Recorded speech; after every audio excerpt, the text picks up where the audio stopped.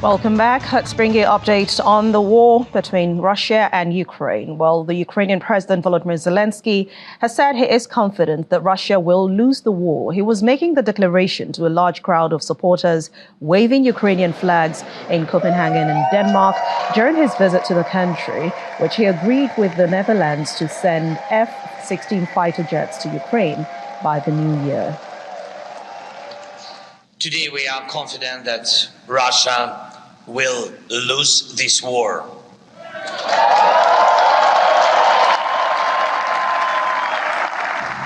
But this is not the only main thing. The main thing is what we prove with our victory, with our cooperation, what you prove supporting Ukraine. Together we prove that life is a value, that people matter, freedom matters, Europe matters.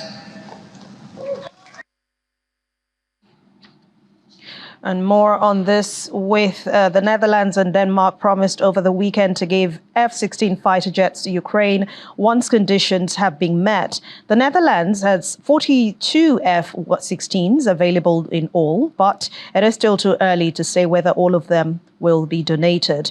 The Ukrainian president, who met with the Dutch Prime Minister, did not say the exact number of aircraft he will be receiving from them, but he says that Ukrainian pilots will be trained and should remain a secret not to prepare Russia. It's always good to talk with you, usually on the phone, but sometimes we get to speak in person. Today we can announce that the Netherlands and Denmark commit to transfer F-16 aircraft to Ukraine and the Ukrainian Air Force, in close cooperation with the United States and other partners, once the conditions for such a transfer have been met.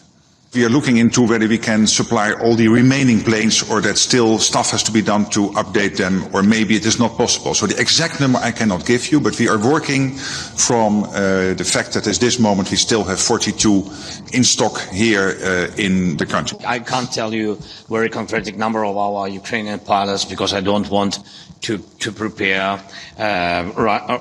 Russia to this surprise, which we will prepare them in some period of time. But anyway, we have political decision. We understand the number of jets we can use in the future, nearest or not. It depends on the situation and on the experience of our pilots.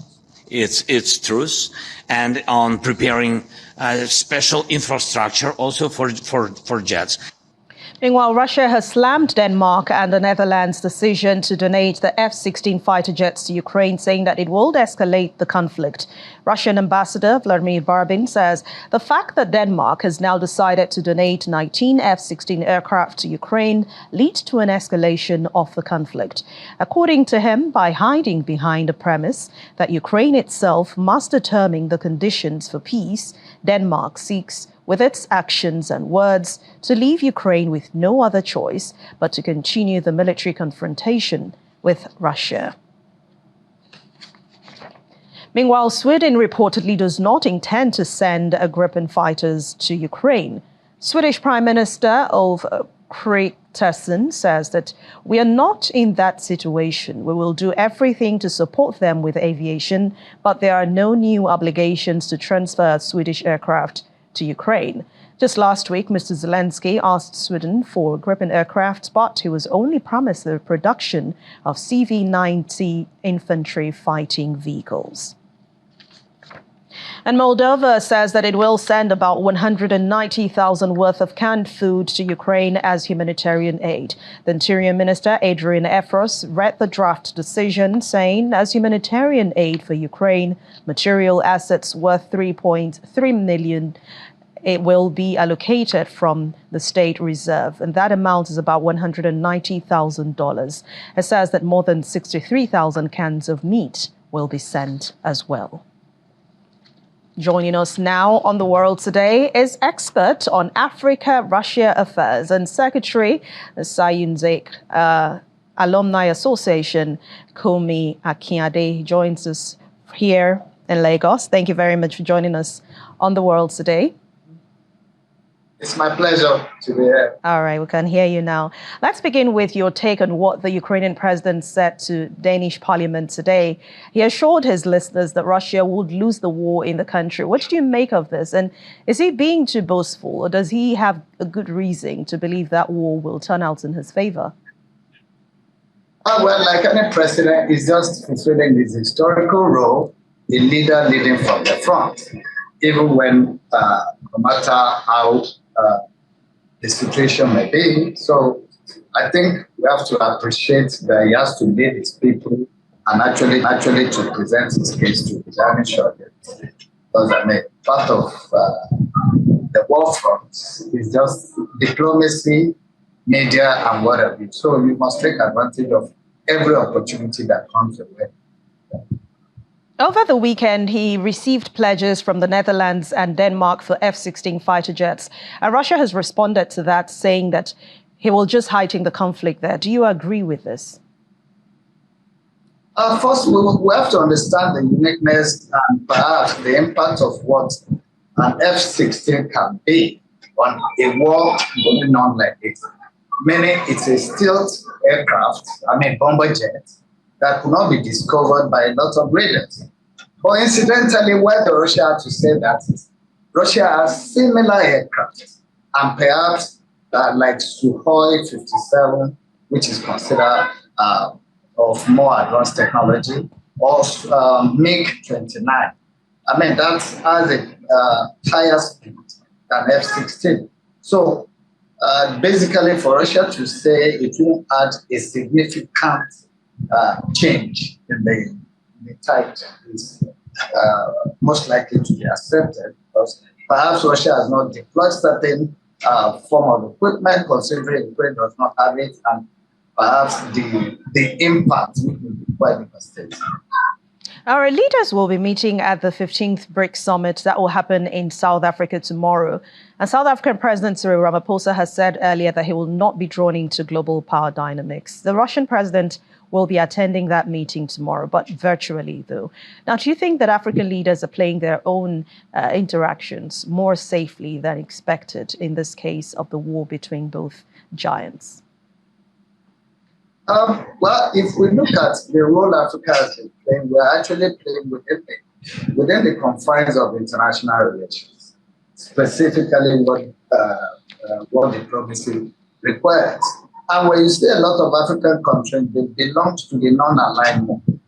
When you see the fight in Ukraine, is practically like a NATO proxy war with Russia.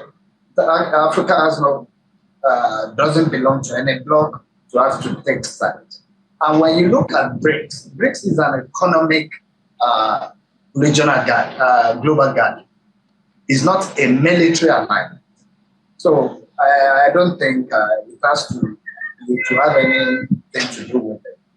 The conflict going on in Ukraine, because perhaps there was a conference in Russia whereby a VP represented the country.